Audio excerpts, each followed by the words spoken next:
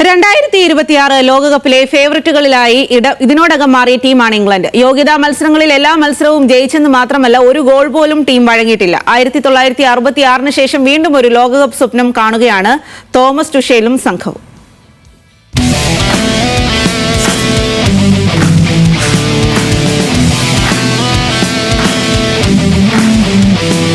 ലോകത്തെ ഏറ്റവും മികച്ച താരങ്ങളാൽ എല്ലാ കാലവും സമ്പന്നമായൊരു നിര, സൈഡ് ബെഞ്ചിൽ പോലും മുൻനിര ക്ലബ്ബുകളിലെ താരങ്ങൾ.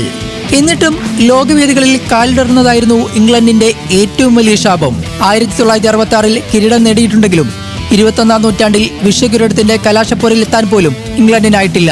സെമിയിലെത്തിയത് 2018 മാത്രം.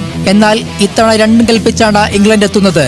അതിനെ ചുക്കാൻ പിടിക്കുന്നതാകട്ടെ ജർമ്മൻ പരിശീലകൻ തോമസ് ടുഷേലും.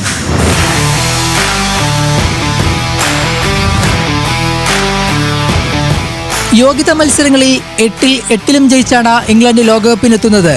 8 മത്സരങ്ങളിൽ 22 ഗോളടിച്ച ഇംഗ്ലണ്ട് ഒരു ഗോൾ പോലും വഴങ്ങിയിട്ടില്ല. ഈ കണക്കുകൾ തന്നെയാണ് 2026 ലോകകപ്പിലെ ഹോട്ട് ഫേവററ്റുകളാക്കി ഇംഗ്ലണ്ടിനെ മാറ്റുന്നതും. തോമസ് ടുഷേൽ പരിശീലകനായെത്തിയ ശേഷമാണ് ഇംഗ്ലണ്ട് അടിമുടി മാറുന്നത്. ഗോളടിക്കാൻ പ്രയാസപ്പെട്ട മുന്നേറ്റ നിരയും ഗോൾ വഴങ്ങിയിരുന്ന പ്രതിരോധ നിരയും ആകെ മാറി.